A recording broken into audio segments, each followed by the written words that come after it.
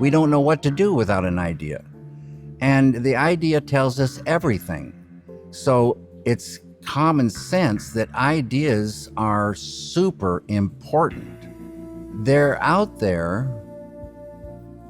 millions and millions of ideas, and we don't know them until they enter the conscious mind. We fall in love with it for some reason. Something inside of us says, this is a great idea for me.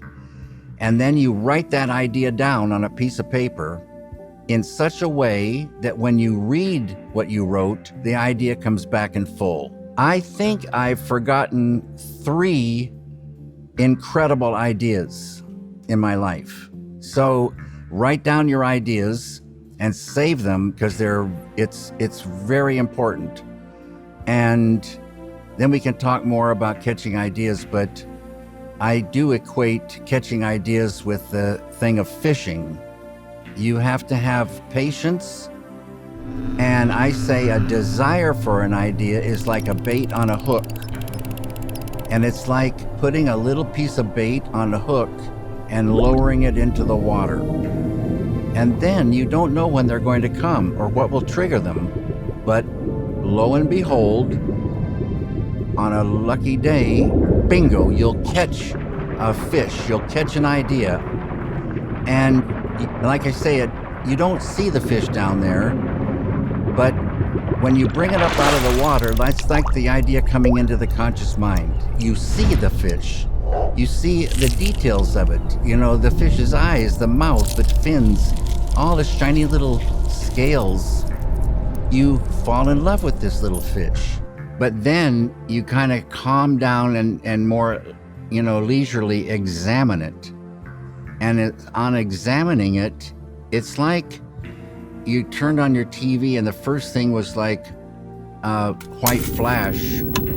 And then it kind of, comes it pops on an image, and that's the image. Then out comes a sound and a feeling, and you just see it. And then you write down what you see and what you hear. It's a feel thinking. It's a knowingness. And it is extremely important. Everybody has this, but I don't think everybody has the same amount. It's like consciousness. They say every human being has consciousness, but not every human being has the same amount. The potential, however, for every human being is infinite consciousness, enlightenment, supreme enlightenment. And we could talk about that sometime too. And intuition is tied tightly to consciousness. You can't just wish for more intuition. You can't just imagine you have more intuition. Same way with consciousness. You can't just wish for more. You can't just imagine more. You got to go where it is and get more. It's like fishing. You can put your hook on a desert and lay it on the desert in the sand. You wait for a long time for a fish, maybe huge ages of time before water and fish come.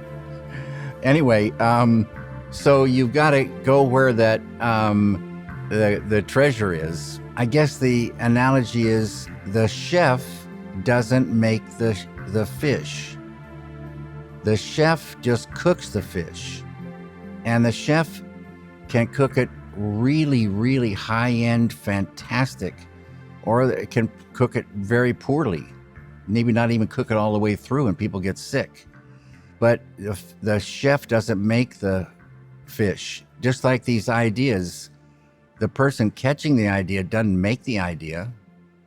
It's crazy. We really rely on these gifts to do anything.